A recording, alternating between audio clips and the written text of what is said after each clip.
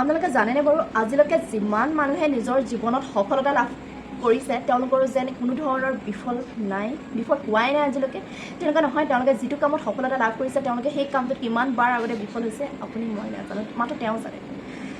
বহুতখিনি হেৰুৱাইছে বহুতখিনি ঘাট প্ৰতিঘাত পাই আহিছে প্ৰত্যেকজন মানুহে এনেকুৱা নহয় যে ডাইৰেক্ট তেওঁলোকে সফলতা পাই গৈছে আচলতে ক'বলৈ সহজ কথাবোৰ আৰু যিসকলে পোৱা নাই তেওঁলোকে কষ্ট কৰি যাওক এদিন নহয় এদিন সফলতা পাব নিজৰ জীৱনত কষ্টৰ ফল সদায় মিঠা এনে নকয় আৰু যিসকলে মানে এই কামত নিজৰ মানে আস্থা হেৰুৱাই দিছে আৰু গতিকে তেওঁলোকৰ বাবে সেই ভিডিঅ'টো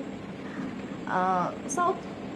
মই আজি এনেকুৱা এজন ব্যক্তিৰ বিষয়ে ক'বলৈ লৈছোঁ তেখেতে কিমানখিনি বিফলতা হৈছে তেওঁৰ মই কোনো ধৰণৰ জীৱনী ক'বলৈ নাযাওঁ মানে তেওঁৰ যিখিনি বিফলতা হৈছে জাষ্ট সেইখিনি মই আপোনালোকক দেখাম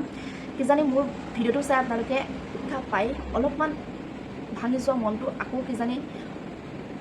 কামটো কৰিবলৈ আকৌ কিজানি উৎসাহ আপোনালোকক জনায় নিজৰ সপোনৰ পাছত দৌৰিবলৈ সেইবাবে আপোনালোকৰ বাবে ভিডিঅ'টো চাওক মই নামটো পাছত উল্লেখ কৰি আছোঁ তেওঁৰ 21 বছৰ বয়সতে নিজৰ ব্যৱসায়ত লোকচান হৈছিলে নিজৰ ব্যৱসায়ত বিফল হৈছিলে 22 বছৰ বয়সত তেওঁৰ যিটো সপোন আছিলে নিজৰ সেই সপোনৰ বাবে চেষ্টা কৰিছিলে বিধানসভা নিৰ্বাচনত তেওঁ পৰাজিত হৈছিলে আকৌ তেওঁ নিজৰ ব্যৱসায়ত লাগিলে 24 বছৰ বয়সত তেওঁ আকৌ ব্যৱসায়ত লোকচান আকৌ তেওঁ 26 বছৰ বয়সত নিজৰ প্ৰেয়সীক হেৰুৱাইছে প্ৰেয়সীৰ লগত বিচ্ছেদ হৈছিলে 27 বছৰ বয়সত তেওঁ নিজৰ স্নায়ৱিক ৰোগত আক্ৰান্ত হৈছিলে হ'লেও তেওঁ হাৰ মনা নাছিলে আকৌ 36 বছৰ বয়সত তেওঁ নিজৰ জীৱনৰ বাবে দৌৰিছিলে নিজৰ যি সপোন আছিলে নিৰ্বাচনৰ ক্ষেত্ৰত তেওঁ আকৌ পৰাজিত হৈছিলে আকৌ তেওঁ 45 বছৰ বয়সত নতুন সংসদৰ যি নিৰ্বাচন হৈছিলে সেই নিৰ্বাচনত তেওঁ আকৌ পৰাজিত হৈছিলে তেওঁ কিন্তু হাৰ মনা নাছিলে তেখেতে আকৌ নিজৰ সেই সপোনৰ পাছত চেষ্টা কৰি দৌৰি তেওঁ শেষত 52 বছৰ বয়সত তেওঁ আমেৰিকা যুক্তৰাষ্ট্ৰৰ ৰাষ্ট্ৰপতিৰ পদত নিৰ্বাচিত হৈছিলে তেখেত আন কোনো নহয় আব্ৰাহাম লিংকন চাওক তেওঁ জীৱনত কিমানখিনি বিফলতা পাইছিলে তেখেতে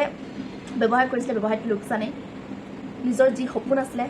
সেই সপোনৰ ক্ষেত্ৰতো তেওঁ বিফল হৈয়ে আছিলে নিৰ্বাচনত তেওঁ হাৰিয়ে আছে তাৰপিছতো তেওঁ ভাবিলে যে মই ব্যৱসায় আকৌ ব্যৱসায়ত লোকচান নিজৰ প্ৰেয়সীক হেৰুৱাইছে নিজৰ স্নায়ৱিক ৰোগত আক্ৰান্ত গতিকে ইমানখিনি তেওঁ হোৱাৰ পাছতো কিন্তু নিজৰ সপোনটো যদিহে এৰি দিলেহেঁতেন সফলতা পালেহেঁতেন জানো কিন্তু তেওঁ এৰা নাছিলে তেখেতে জানে যে কষ্টৰ ফল সদায়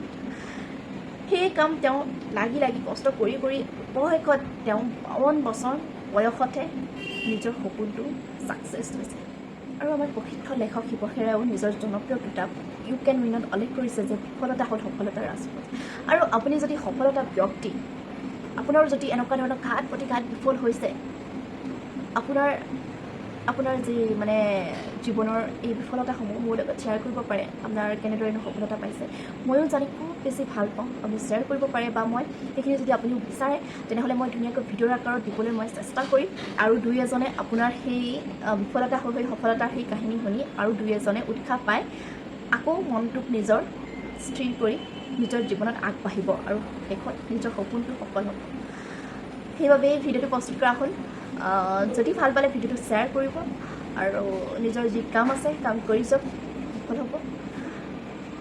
ভালে থাকক সুস্থ থাকক